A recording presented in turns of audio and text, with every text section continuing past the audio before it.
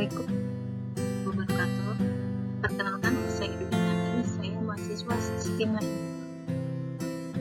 Hari ini saya akan mempresentasikan tentang analisis rasio keuangan koperasi Primkopo Rata periode 2018-2022. Yang pertama adalah bab 1, terdiri dari latar belakang, rumus masalah, tujuan penelitian, manfaat penelitian, dan batasan masalah.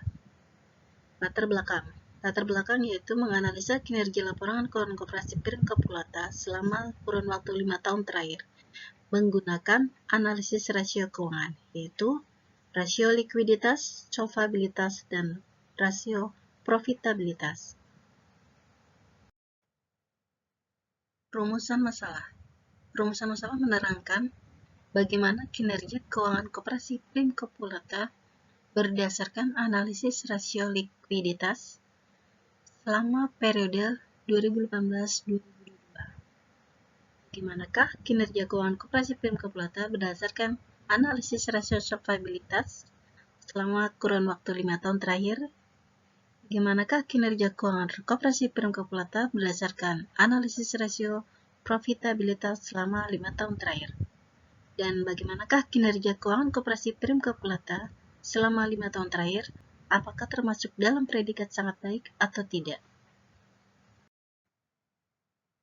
Tujuan penelitian yaitu untuk menganalisa laporan keuangan koperasi, menganalisa likuiditas, menganalisa solvabilitas, dan profitabilitas koperasi Primkopo Rata selama periode 2018-2022.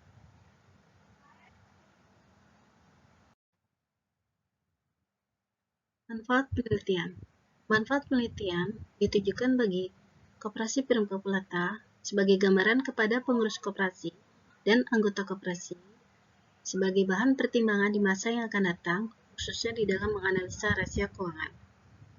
Untuk akademis, dapat memberikan sumbangan pemikiran dalam mengadakan penelitian lanjutan, dan diharapkan penelitian berikutnya mampu menyempurnakan penelitian ini. Untuk peneliti sendiri, mengimplementasikan ilmu yang sudah dipelajari di perkuliahan dalam hal menganalisa rasio keuangan, yaitu rasio likuiditas, solvabilitas, dan profitabilitas. Batasan masalah digunakan untuk menghindari adanya penyimpangan maupun pelebaran di dalam permasalahan yang ada. Yang kedua itu mengingat keterbatasan waktu, biaya, dan tenaga. Ketiga, dikhususkan untuk menganalisa rasio keuangan koperasi Primkopo Rata selama periode 2018 dan sampai dengan 2022. Bab 2 terdiri dari landasan teori, penelitian terdahulu, kerangka pikir, hipotesis penelitian, dan lokasi penelitian. Landasan teori yaitu menganalisa rasio, yang merupakan metode analisis yang digunakan untuk menganalisa laporan keuangan selama periode tertentu dengan membandingkan antara pos yang satu dengan pos yang lainnya. Laporan keuangan terdiri dari neraca, laporan laba rugi, dan laporan sisa hasil usaha yang digunakan sebagai bahan untuk menganalisa rasio keuangan. Semua itu diambil dari buku yang menerangkan tentang kinerja keuangan, posisi keuangan, perbandingan rasio, dan analisis rasio.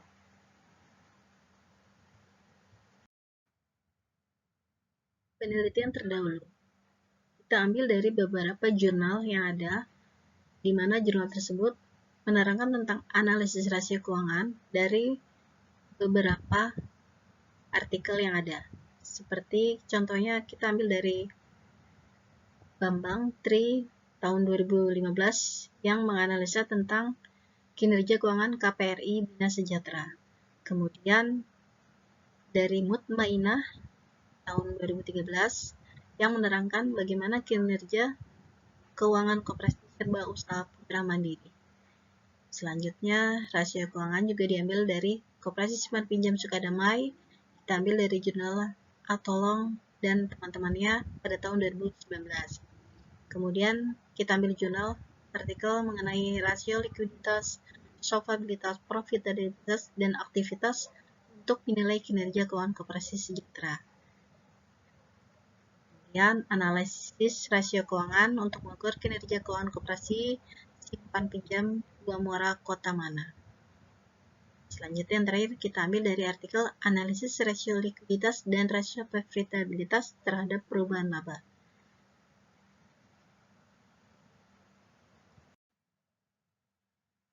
Kerangka berpikir. Kerangka berpikir kita ambil dari rumusan masalah, bagaimana metode apa saja yang digunakan di dalam menganalisa laporan keuangan. Isi dari laporan keuangan tersebut yaitu laporan neraca, laba rugi, dan laporan perubahan modal. Kemudian setelah itu kita analisa rasio keuangan tersebut dengan menggunakan rasio keuangan. Selanjutnya rasio yang kita pakai tadi kita gunakan perhitungannya sesuai dengan rasio yang sudah ada. Hipotesis penelitian menerangkan secara garis besar analisis rasio yang terdiri dari analisis rasio likuiditas, solvabilitas, profitabilitas, di mana ketiganya secara parsial mempunyai pengaruh kinerja keuangan terhadap koperasi Primkopulata. Yang terakhir adalah lokasi penelitian. Dilakukan di Koperasi Primkopulata yang beralamat Jalan RS Fatmawati nomor 1 Pondok Labu, Jakarta Selatan, di mana koperasi tersebut bergerak di bidang simpan pinjam yang diprioritaskan untuk seluruh anggota koperasi, dan setiap tahun koperasi tersebut mengadakan rapat anggota tahunan, yaitu pembagian SHU. Bab 3. Bab 3 terdiri dari jenis penelitian, variabel penelitian, sumber data, teknik analisis data, metode pengumpulan data. Jenis penelitian. Jenis penelitian ini merupakan penelitian yang bersifat deskriptif kuantitatif, yaitu menganalisa data dengan cara mendeskripsikan atau menggambarkan data yang terkumpul dalam bentuk-bentuk angka, di mana data yang digunakan adalah laporan keuangan berupa neraca, laporan laba rugi, dan laporan perubahan modal yang ada pada koperasi Primkopulata. Variabel penelitian. Variabel ini menjelaskan tentang laporan keuangan yang menunjukkan kondisi keuangan terhadap periode tertentu. Sedangkan laporan keuangan koperasi Primkopulata merupakan laporan yang menggambarkan kondisi keuangan koperasi Primkopulata. Rasio likuiditas berfungsi untuk menunjukkan atau mengukur kemampuan terhadap koperasi dalam memenuhi kewajibannya yang sudah jatuh tempo, sedangkan rasio solvabilitas mengukur kemampuan koperasi untuk membayar seluruh kewajibannya baik jangka pendek maupun jangka panjang. Dengan rasio profitabilitas, bagaimana mencari keuntungan mendapatkan laba melalui sumber data yang ada pada koperasi. Sumber data yang kita ambil di dalam penelitian ini yaitu data sekunder, di mana data tersebut kita dapat secara langsung atau lewat perantara dengan mengumpulkan laporan-laporan keuangan seperti neraca, laporan rugi laba, laporan perubahan modal, dan laporan sisa hasil usaha yang ada pada koperasi Primkopulata. Dan kita juga mengambil data tentang sejarah berdirinya bidang usaha apa saja yang ada di dalam koperasi Primkopulata. Teknik analisis data. Teknik ini menggunakan data dari koperasi Primkopulata yang kita kumpulkan, kemudian kita hitung data tersebut, yaitu yang terdiri dari laporan neraca, laporan laba, dan laporan perubahan modal, menggunakan analisis rasio, yaitu likuiditas, solvabilitas, dan profitabilitas. Setelah itu kita analisa dari rasio yang kita pakai tersebut untuk mengetahui bagaimana tingkat rasio keuangan koperasi Primkopulata, dan menyimpulkan semua hasil perhitungan tersebut apakah kinerja keuangan koperasi Primkopulata selama 5 periode terakhir sangat baik atau tidak.